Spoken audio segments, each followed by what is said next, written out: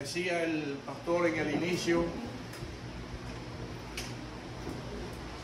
estamos en la celebración más importante del pueblo cristiano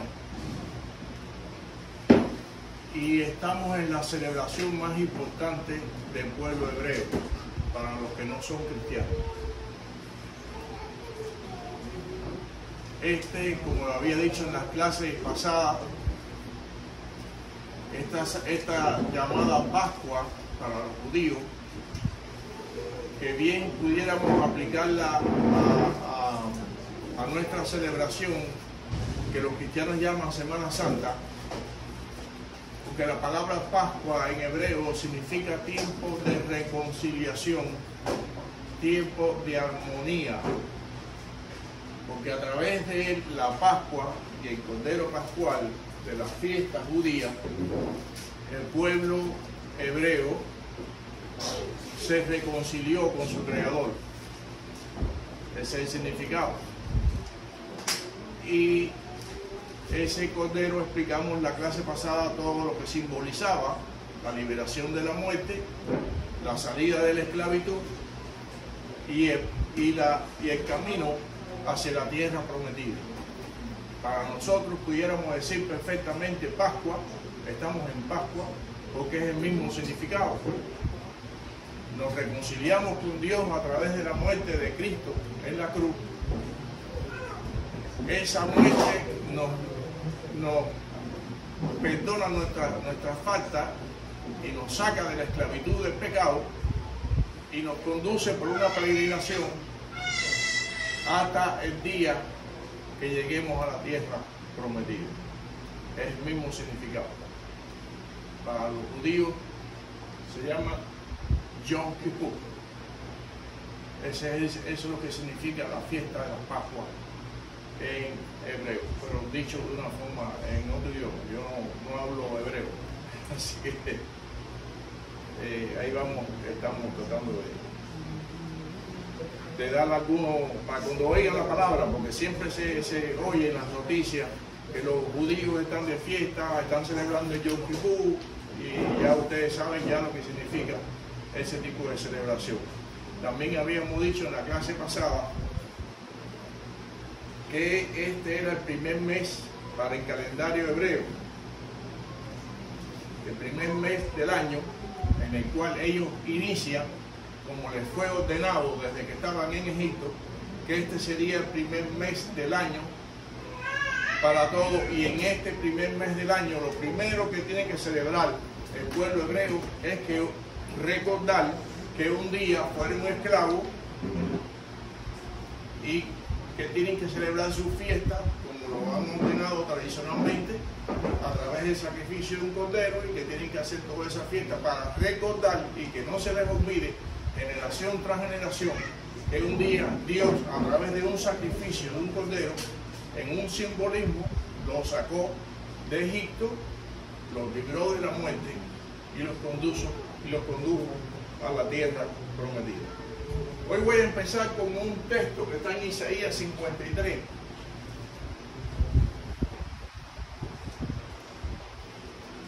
Que hace un extracto, este pasaje de Isaías 53, hace un extracto de lo que significó la muerte de Cristo en la cruz. Es una cosa extraordinaria. Para los que no lo hayan leído, pueden marcarlo y volverlo a leer en su casa. Este pasaje es extraordinario, extraordinario. ¿Estamos listos? Sí. Isaías capítulo 53.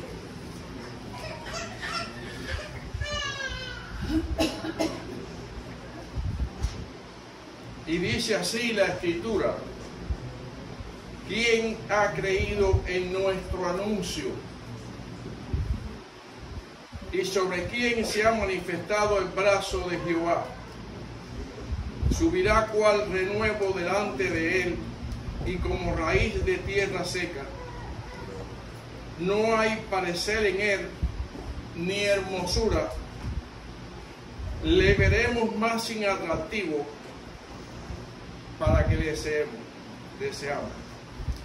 Despreciado y desechado entre los hombres, varón de dolores, experimentado en quebranto. Y como escondimos de él el rostro, fue menospreciado y no lo estimamos. Ciertamente llevó él nuestras enfermedades. Subraya esto. Sufrió nuestros dolores y nosotros le tuvimos por azotado, por herido de Dios y abatido. Mas él herido fue por nuestras rebeliones, molido por nuestros pecados, y el castigo de nuestra paz fue sobre él, y por sus llagas fuimos nosotros curados. Todos nosotros nos descarriamos como ovejas, cada cual se apartó por su camino, mas Jehová cargó en él el pecado de todos nosotros. Angustiado él y afligido no abrió su boca, como cordero, pascual, digo yo, como cordero fue llevado al matadero, y como oveja delante de sus trasquiladores enmudeció y no abrió su boca. Por cárcel, por juicio fue quitado, y su generación, ¿quién la contará? Porque fue cortado de la tierra de los vivientes, y por la rebelión de mi pueblo fue herido. Y se dispuso con los impíos en su sepultura, mas con los ricos fue su muerte. Aunque nunca hizo mal, ni hubo engaño en su boca. Con todo eso Jehová quiso quebrantarlo, sujetándolo a padecimiento. Cuando haya puesto su vida en expiación por el pecado, verá el linaje de David, vivirá por largos días, y la voluntad de Jehová será en su mano prosperada. Verá el fruto de su aflicción, de su alma, y quebrará el sacrificio, y quedará el sacrificio. Por su conocimiento justificará mi siervo, justo a muchos, y llevará las iniquidades de ellos. Por tanto, yo le daré parte en los grandes, con los grandes, y con los fuertes repartiré despojo. Por cuanto derramó su vida hasta la muerte, fue contado entre los pecadores, habiendo él llevado el pecado de muchos y orado por los transgresores.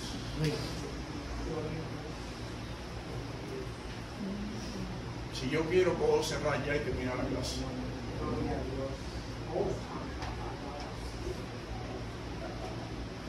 Este es uno de los pasajes. A pesar de que no habla de cosas lindas. ¿Cuántos han visto la película de la vida pública de Jesús o La Pasión de Cristo? Cualquiera de las dos. Yo le sugiero La Pasión de Cristo.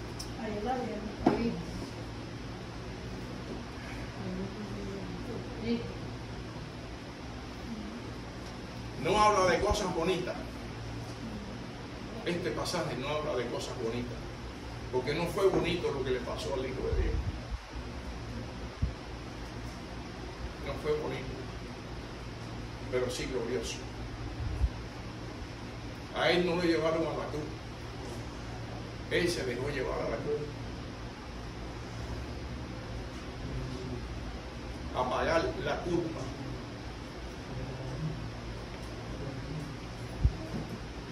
de nosotros. No es bonito,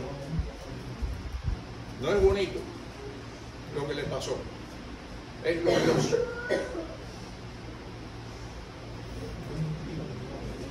Usted se imagina que, vamos a poner un ejemplo ligero, usted acaba de comprar su casa y la debe en su totalidad. 350.000, 400.000, 500.000, no sé, lo que usted haya comprado. Además de eso, tiene deudas en su tarjeta de crédito. Y ahí viene ahora alguien y dice, dame acá todo lo que tú debes. Yo te lo voy a pagar, ya no debes nada. Nos daría mucha alegría, ¿verdad? Yo diera brinco un bien que no pueda.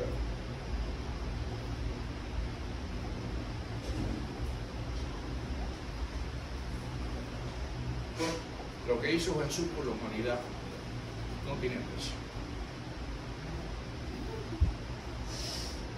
Vamos a entrar en el contexto, en la base de este sacrificio. Porque, como lo he dicho otras veces, cuando entendemos la historia, podemos entender el presente. Y cuando entendemos lo que hicieron, lo que tenían que hacer los antiguos, podemos darle más importancia a lo que Jesús hizo por nosotros. Muy importante. Libro de Levíticos, capítulo 5, del 14 al 19.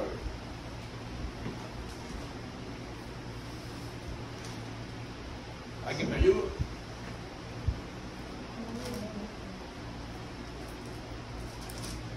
Libro de Levíticos, capítulo 5, ¿sí?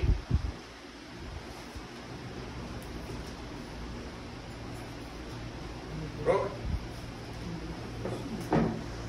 Habló más Jehová a Moisés diciendo, cuando alguna persona cometiere falta y pecare por yerro en las cosas santas de Jehová, traerá por su culpa a Jehová un carnero sin defecto de los rebaños, conforme a tu estimación, en ciclo de plata del ciclo del santuario, en ofrenda por el pecado. Y pagará lo que hubiere defraudado de las cosas santas, y añadirá a ello la quinta parte y lo dará al sacerdote. Y el sacerdote hará expiación por él, por el carnero del sacrificio, por el pecado, y será perdonado. Amén, amén, amén. Vamos a explicar de una manera breve cómo se hacían los sacrificios según la ley de Moisés. En otros pasajes hemos estado hablando, cuando hablamos de la sangre, en otras clases, dice la Escritura que sin sangre no puede haber expiación. Entonces, en el antiguo templo, que empezó siendo una capa, antes que Salomón construyera el templo, se hacía continuo sacrificio. Habían sacrificios de paz que no eran por los pecados, eran ofrendas que se entregaban en forma de harina o en forma de carne, de animales. Y habían sacrificios de expiación. Y la palabra expiación, si la buscan en el diccionario, significa literalmente que un hombre con conocimiento de que ha cometido una falta busca la forma de enmendar esa falta. Entonces, ese tal hombre, por ejemplo, si es un sacerdote, su falta tenía que ser enmendada con un becerro. Un becerro es un animal del ganado vacuno.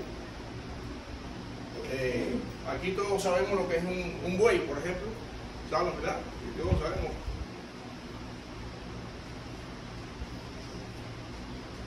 Pero en su estado de un año, eso es un becerro. Macho, sin defecto. Y aquel sacerdote, si había cometido falta, tenía que presentar en el altar de Dios, que el altar de los sacrificios estaba fuera del templo, tenía que presentar a aquel buey, cortarlo en trozos, después de haber derramado su sangre y haberla rociado con un hisopo. Y aquella ofrenda por los pecados era totalmente quemada. Lo mismo que se hacía en la fiesta de Yom Kippur o la fiesta de Pascua. Todo tenía que ser consumido. Y en este caso no era comida, porque era por los pecados. Y la sangre de aquel becerro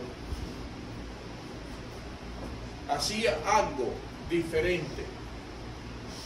Cubría temporalmente, escuchen esto, cubría temporalmente el pecado del sacerdote. Por eso que los sacrificios en el pueblo de Israel eran de continuo. Desde que ellos conocieron este tipo de actividad en la ley, los sacrificios tenían que ser continuos. Porque antes de que el sumo sacerdote comenzara a aceptar con su equipo, eran varios equipos que hacían esa función en el templo, comenzara a aceptar los sacrificios del pueblo, ellos tenían que hacer expiación por sus pecados. Tenían que llevar un becerro, derramar su sangre, rociarla con un hisopo, cortar el buey en trozos y ponerlo a que se quemara todo sobre el altar. Entonces, cuando él hacía expiación, porque los humanos no estamos exentos de pecado, todos los humanos estamos sujetos a la carne y la carne es pecaminosa. Y entonces el sumo sacerdote, antes de aceptar y ofrecerle a Dios el sacrificio del pueblo, tenía que ser sacrificio por sí mismo. Vestirse con una ropa nueva, limpia. Miren, todo eso tiene un simbolismo. Y entonces ofrecer sacrificio por sus pecados. Y esa sangre de ese buey cubría, y oiga bien esto, cubría temporalmente su pecado. No lo eliminaba totalmente. Lo cubría. Vamos a decir, hay un niño ahora llorando, pam, pam, pam, porque lo que sea, tiene sueño, tiene hambre, lo que. ¿Y qué hacen las mamás? Cogen un tete y le enganchan el tete. Y el nene empieza, ahí hay un tetico ahí. Podemos coger los ejemplos, hay 2 teticos. Y entonces ese tetico, ¿qué es lo que le hace al bebé? Como que lo apacigua. Pero lo que él está exigiendo no se ha quitado.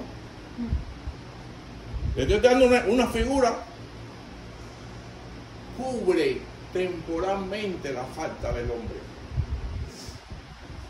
Entonces, si el hombre no es un sacerdote, sino es un jefe de tribu, o un jefe de un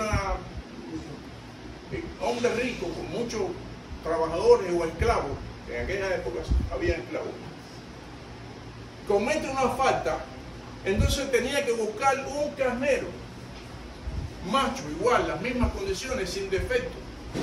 Se lo presentaba al sacerdote, el sacerdote hacía el sacrificio y rodeaba y rociaba con su sangre el altar, y también era cortado en trozos y quemado en el altar. El altar ese grandísimo, que era como una gran cazuela en la entrada del templo, ahí se echaban los sacrificios. Ardían al fuego hasta ser consumidos. Pero si el pecado era cometido por un hombre sencillo del pueblo, entonces se usaban unas palomas. Entonces se cogían aquellas palomitas, cortaban su cuello, la cortaban en trozos y la ponían en el altar. Bueno, profesor, ¿y por qué el sacerdote, un buey, un jefe de tribu, un carnero y un hombre del pueblo sencillo, una paloma? Si es el mismo pecado. No hay diferencia de pecado, ¿no? Es lo mismo el que roba, que la ramera, que el que mata. No sé, cualquier cosa que se le ocurra a usted, que usted sabe que no se puede hacer y lo hace. No hay diferencia. ¿Por qué Robertico tiene que pagar un buey y yo un carnero? Y ella una paloma. Si los tres robamos, por ejemplo. Si él robó, yo robé, ella también, pero él paga un becerro, yo un carnero y ella una paloma. ¿Por qué?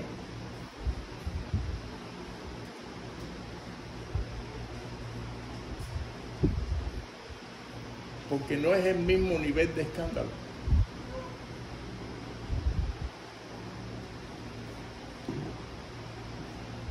Aquí mucha gente en este pueblo roba y en cualquier otro pueblo.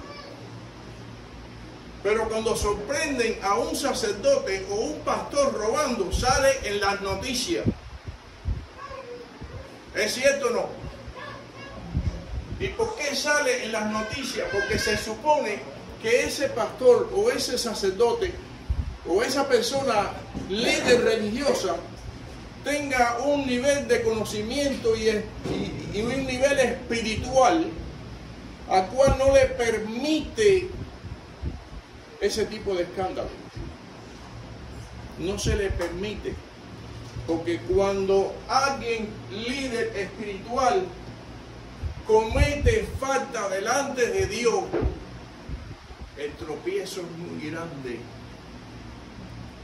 Son muchos los que se van a escandalizar. Sin San Juan de los Palostres, que vive en la esquina roba, nadie se entera.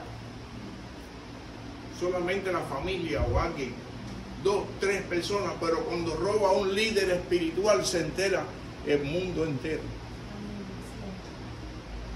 Y entonces el escándalo. ¿Y qué dice la Escritura del tropiezo? Hay de aquel que haga tropezar a uno de estos pequeñitos. Por eso el hombre en la antigüedad, líder espiritual, le costaba mucho, porque el becerro no se lo regalaba. Tenía que adquirirlo por un precio y no era barato. Así sea la categoría espiritual del hombre, así sea el sacrificio. Entonces un líder de tribu o un líder de lo que sea cometía pecado, entonces le tocaba el becerro. Pero una persona pobre, ¿qué escándalo puede dar? Sí, siempre hay un escándalo porque Dios está al tanto de todos nosotros.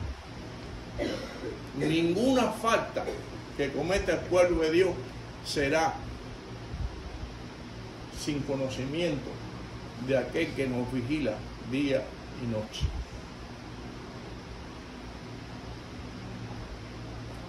Pero hay un refrán callejero que dice que en cualquier lado hay un ojo que te mira.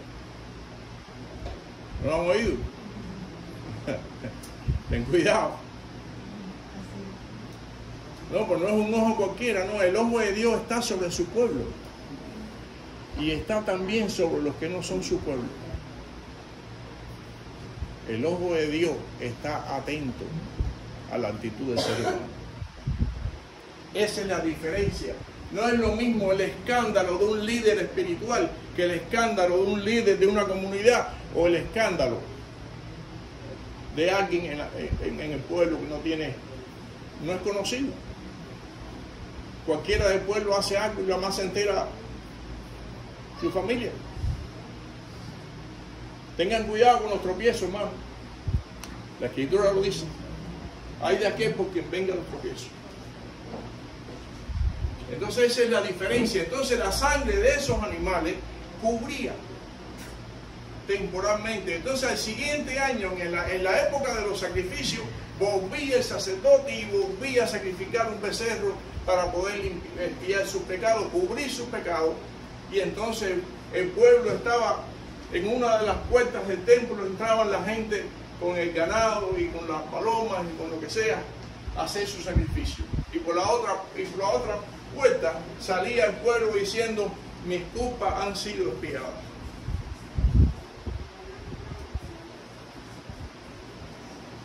Por eso cuando Jesús comió, porque parte de la ley era pagar, cuando Jesús comió en casa de Zaqueo, que era cobrador de impuestos, Zaqueo recibió salvación al encontrarse con Jesús. Y dijo, ahora devolveré por 4 a lo que yo he defraudado. A lo que él robó, lo iba a devolver por 4. Eso estaba en la ley.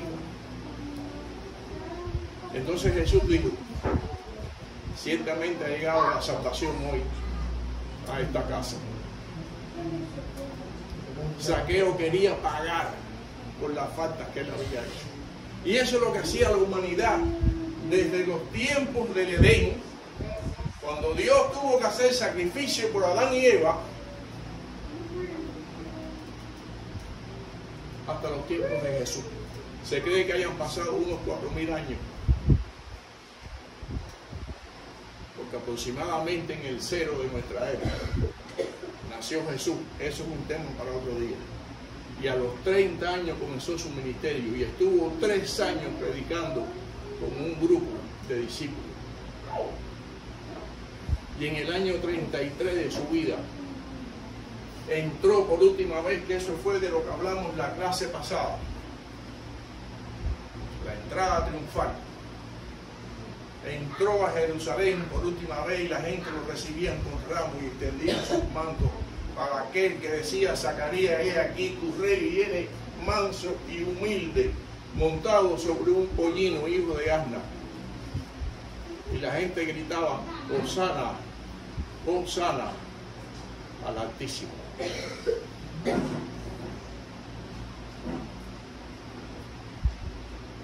El problema es que en menos de una semana esa misma gente que gritaron Hosana, Hosana, le decían junto a los sumos sacerdotes de la época, se juntaron con la crápula, con los que no entendieron, con los que no comprendían lo que Jesús estaba haciendo. Y esa misma gente que gritaron Hosana, Hosana, ahora le decían a Pilato, crucifícalo, crucifícalo. En menos de una semana.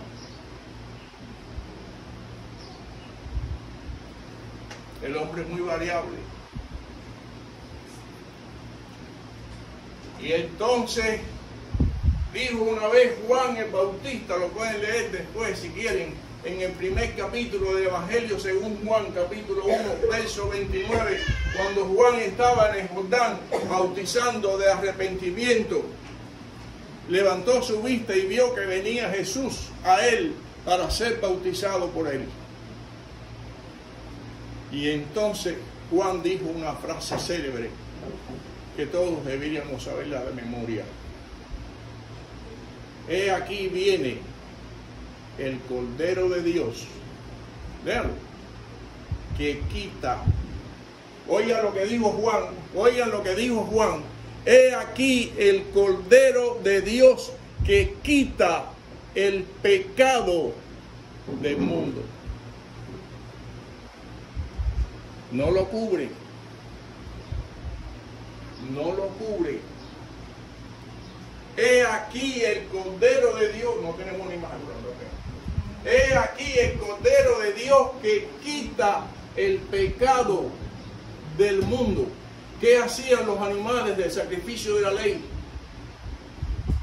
Cubrían temporalmente la falta del ser humano. Pero Juan levantó la vista y en el Espíritu, porque Juan fue lleno del Espíritu de Dios desde el vientre de su madre, lo dice la Escritura en los Evangelios. Era un hombre lleno del Espíritu de Dios con una misión. Y Jesús dijo de él, nacido de mujer, no hay hombre más grande que Juan el Bautista. Porque él tenía una sola misión en este mundo, anunciar el camino del que venía a quitar el pecado del mundo. Voz que clama en el desierto, dice el libro de Isaías, preparar las sendas del camino del Señor. He aquí el Cordero que quita el pecado del mundo.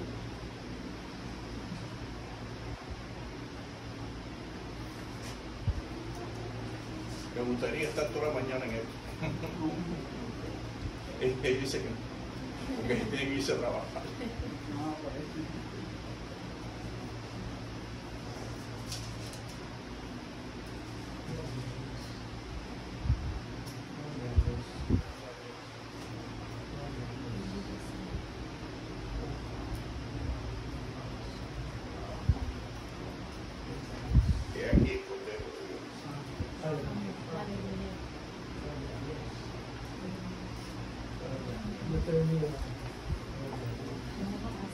Usted ve los televisores que no está la pantalla puesta, Carlos, me tienes activado todo. Bonita mañana, linda mañana de celebración, porque ¿saben qué se celebra hoy? ¿Saben? Esas caras están tristes así.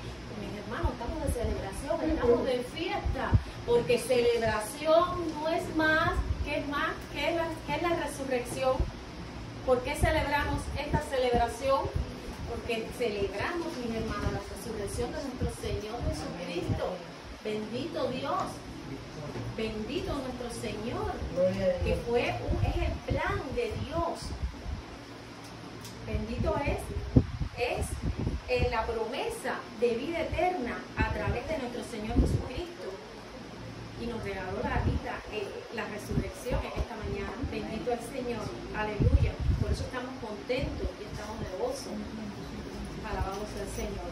Mis hermanos, nosotros como creyentes tenemos dos fechas importantes, que es el nacimiento y es la resurrección. Yo voy a abarcar un poquito el tema porque parece que no habían arreglado pero no importa, porque para Dios todas las cosas se aprovechan al máximo, ¿no es verdad? Y en todo